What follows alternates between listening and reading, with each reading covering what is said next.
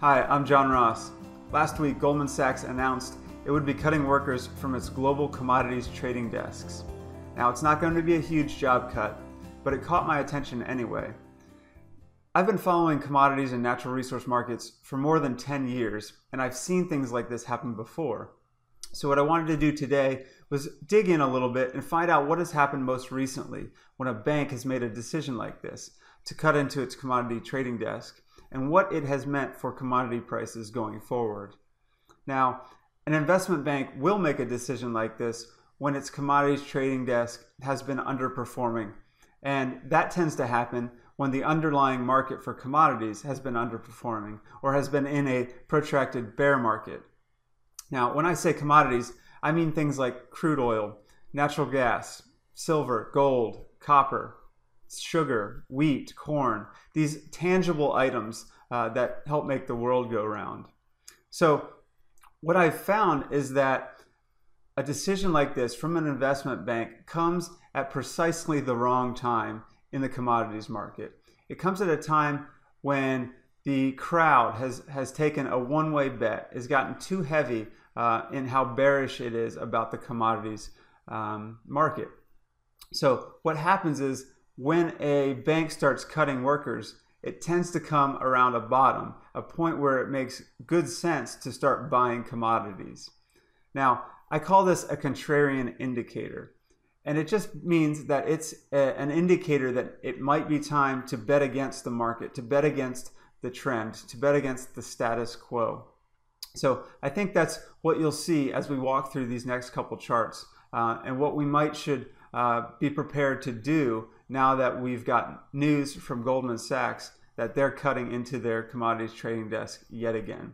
So let's start by looking at a weekly chart of crude oil, then we'll move over to a weekly chart of copper. So here's the weekly chart of crude oil futures prices, and let's look at it to determine what happened last time we got indication that the commodities trading business was just too bearish on commodities.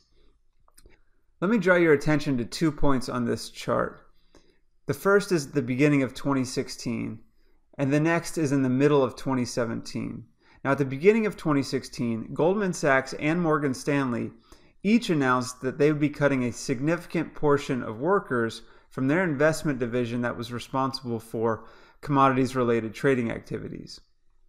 This came after crude oil prices collapsed from a record high. This was the ultimate contrarian indicator, and crude went on to jump by 33% from January of 2016 through June of 2016. Now let's jump forward to the middle of 2017. Crude oil prices bottomed out again. They tested the low from the bear market, and this came right around the time we learned of the demise of a major global commodities trading company, Noble Group Limited, based out of Asia. It also came at a time when one commentator referred to the commodities market as being in structural decline. And what happened from there, crude oil went on to rally by 69% over the next 12 months. Now here's the weekly chart of copper prices.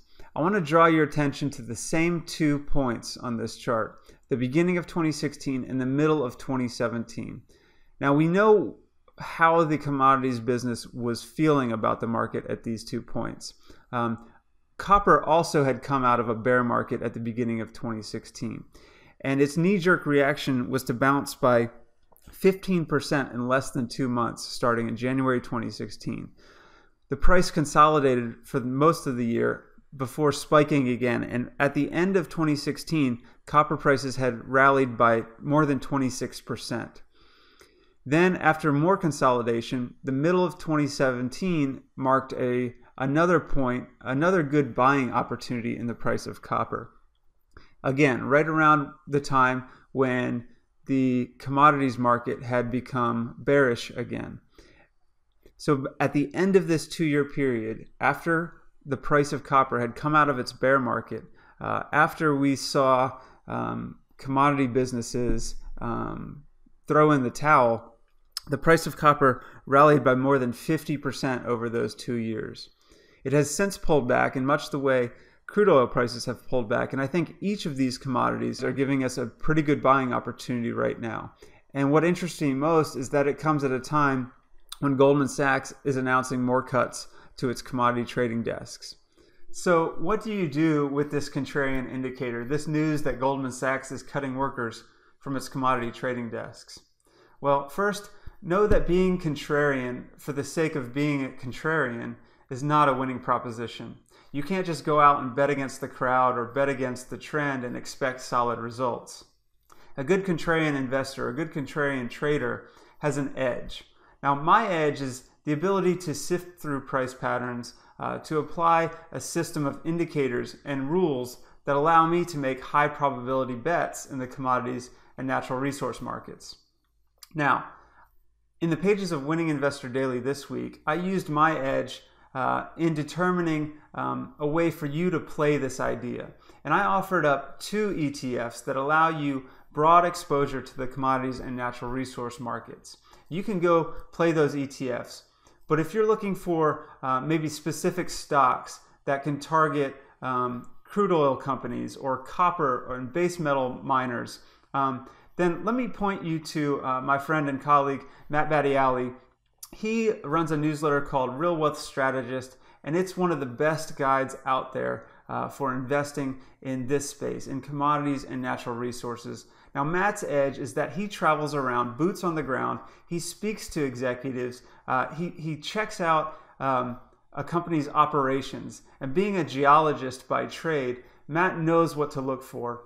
And this is his edge. This is his informational edge in understanding what makes a good commodities and natural resource investment. So if you're interested in finding out what those companies are, go check out Matt Battiali's Real Wealth Strategist. With all that said, thank you so much for watching. We'll talk soon.